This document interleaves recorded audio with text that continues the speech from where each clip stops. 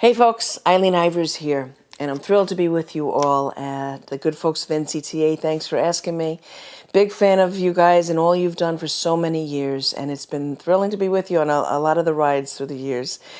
Missing the Richmond Folk Festival very much, but of course it'll be bigger and better than ever next year, as we know, when we really celebrate. And we love Richmond very much. It's a great city. We've been there through the years, played the Maudlin Center a few times, and it's always a wonderful time down there. I'm coming here from New York, is where I live for many years. I've been brought up in the county Bronx, Ireland's 33rd county, living in Hudson Valley, New York for 20 years now. But my folks came from Ireland, both of them born there, and that's a tradition which I love very much and have been a part of for many years. Performing it has been a privilege, speaking about it through the years, recording many records, collaborating with wonderful artists, and just carrying on the tradition like so many others are doing in the traditional arts. It's so critical, I think, and so important, and it's been a wonderful privilege to be a part of.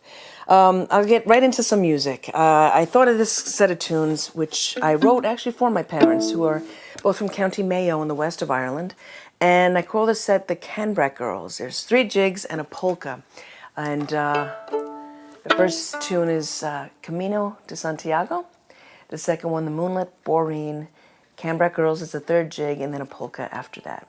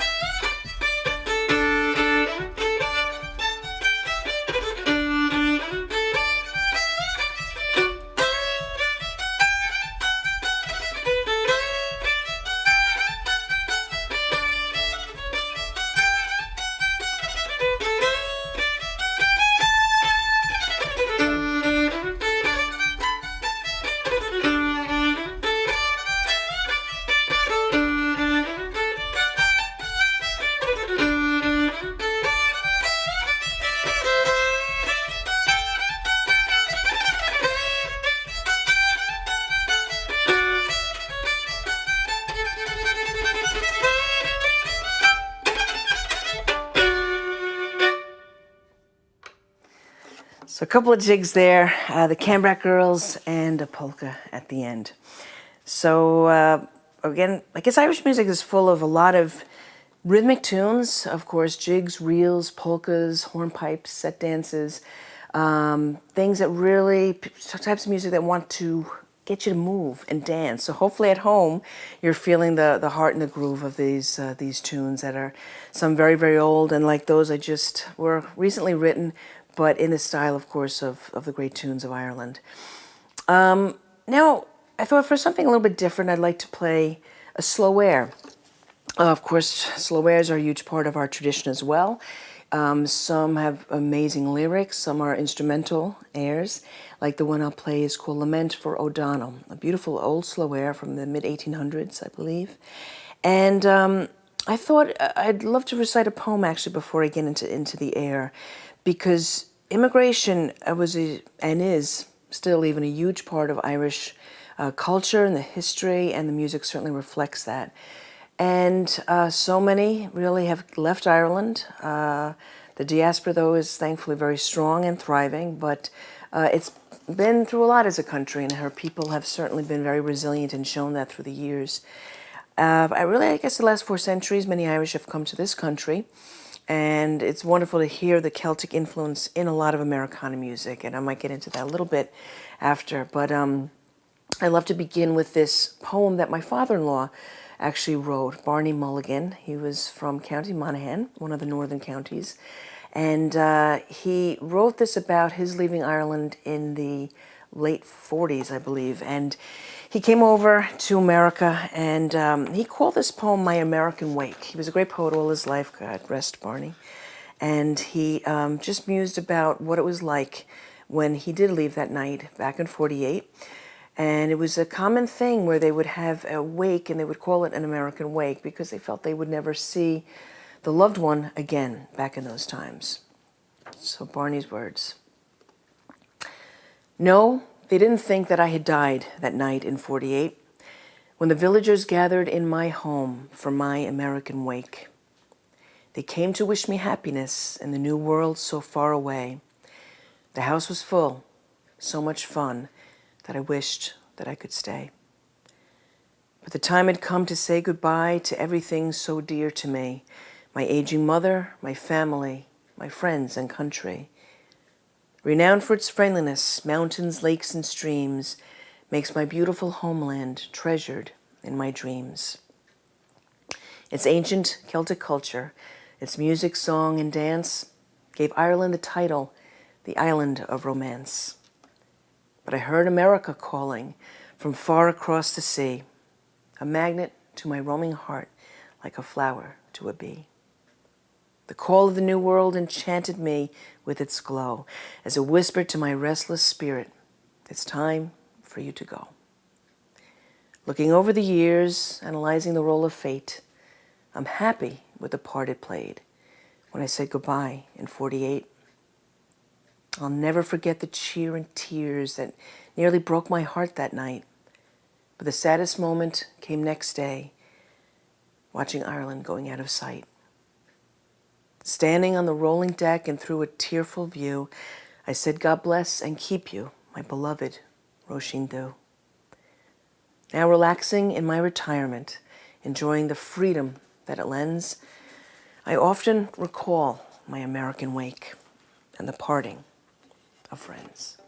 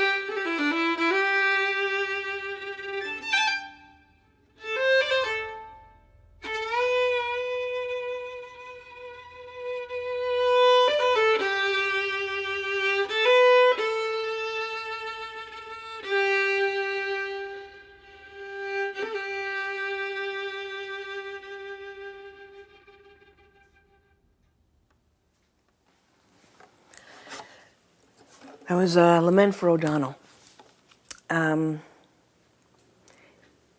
Keeping with the idea of immigration for another set of tunes here, I'd love to play a few original pieces that I wrote. It was on a record I did before our last record. It's a record called Beyond the Bog Road, and it really dealt with the immigration, and it was a record I spent many years researching and writing and thinking about, because it's so much of my story, I guess, of our family and what we've gone through, and like so many, coming over and leaving your wonderful homeland and bringing up a family and raising them in a different country, and hopefully for a better future.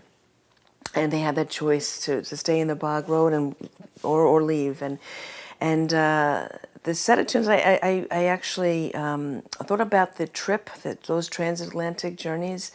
The famine was a huge part of so many people leaving.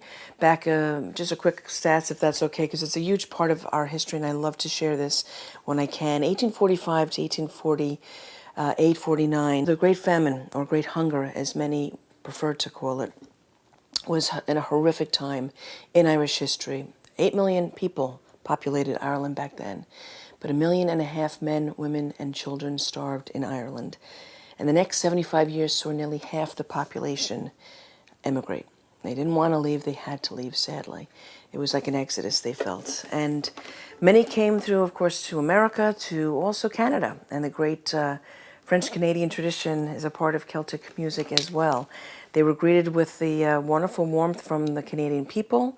And there's even a quarantine stopover that they had at the time, Le Gros Seal. A mass famine grave of over 5,000 Irish are buried there. But when the wonderful Canadians welcomed the Irish, their music did blend, and that's a beautiful story, I think, in all of this. And these tunes celebrate that a little bit. The first is a strathspey, in the style of the great Cape Breton strathspeys that, being up there, I just fell in love with the place, having a great buddy, Natalie McMaster, and many friends up there. Stayed at her home many years ago with her mom there. That's how long ago it was, and really felt the island and the people. So I call this one Mackerel Sky.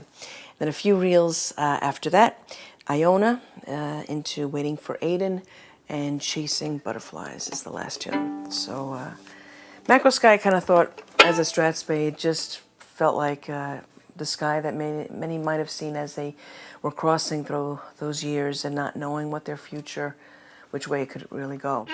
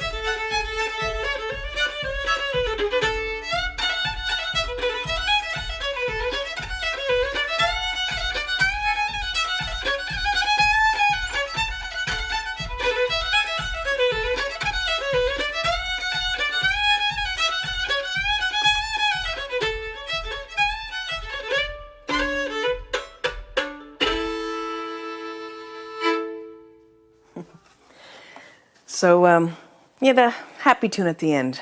I have to end with a happy note there, Chasing Butterflies. I think I'd love to chat real briefly about our tradition a little bit more and then end up with a set of tunes. Irish music, again, I guess I'm just so proud of the tradition. I absolutely adore so many things about it. And really, it's been a privilege to perform through so many years and touch audiences, hopefully, along the way.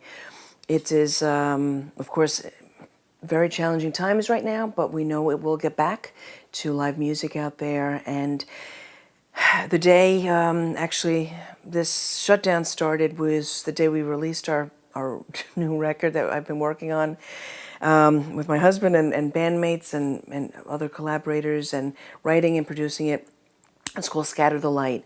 But that's okay. It's going to rise again, and we're going to keep that light shining brightly. The emphasis kind of went back into teaching. Our son is 11 years old. He's in school, and there's going to be a lot of homeschooling, elder care for mom, and things like that. And it's just the time that's in it. And I think it's actually wonderful in a way to get back to the basics, get back to teaching, speaking about our tradition, and keeping it going. And real briefly, of course, Irish music. I mentioned there's dance music that we did some slow airs here. Just want to show you real quick. In the music, we've also through the years have learned from other art forms, other traditions. The great African tradition, we've in Irish music picked up the banjo years ago, and this was something that we love to play, especially the tenor banjo in Irish music is a wonderful instrument for playing jigs and reels and dance tunes. Like this.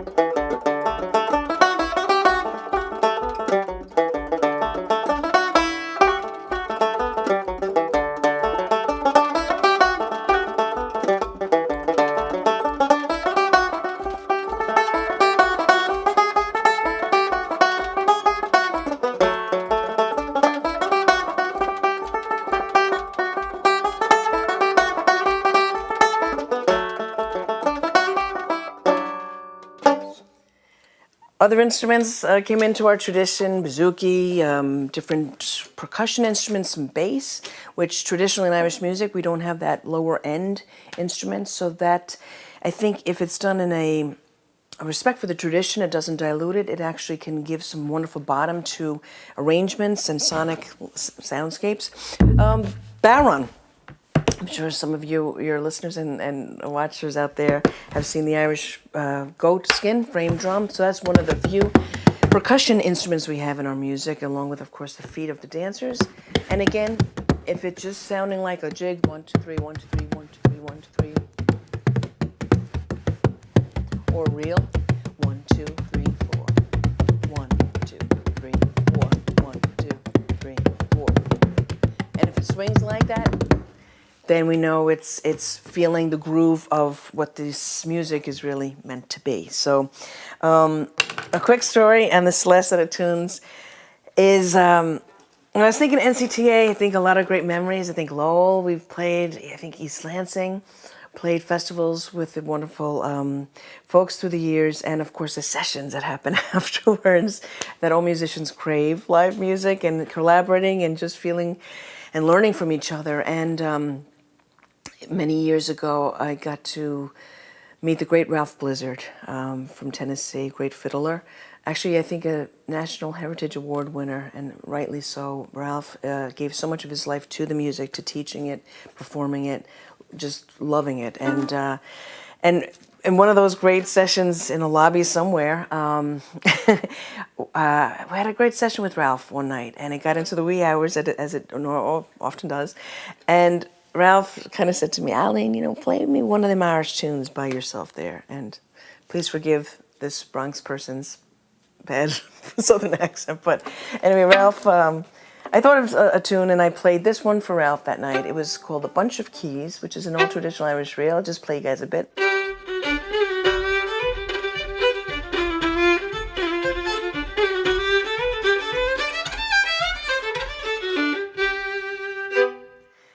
Ralph listened and he said, I'm going to tell you what. He says, we play a tune like that, And he called it Patty on the Turnpike, which was more like...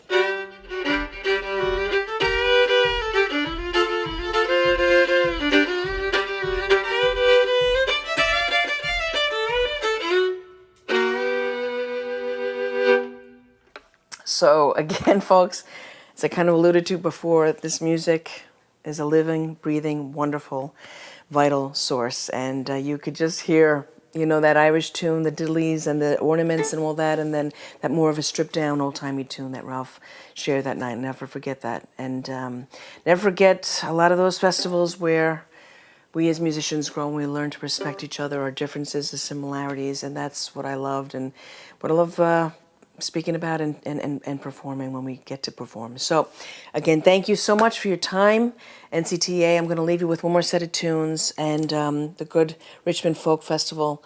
We will see you again in person, and what, again, a great celebration that will be. Keep the faith, keep strong, stay safe, mask up, and just keep it lit, as we say. You know, it will... it's going to come back, and just we have to keep it surviving. That's going to be my, certainly, vocation in the next while, is to do the best we can to ensure that. So I thought NCTA, I just think of Ralph Blizzard, and his tune, the Lost Train Blues, or the Blizzard Train, as he referred to it. So we're going to leave you with this one, and maybe a reel or two after that. We'll see how it goes.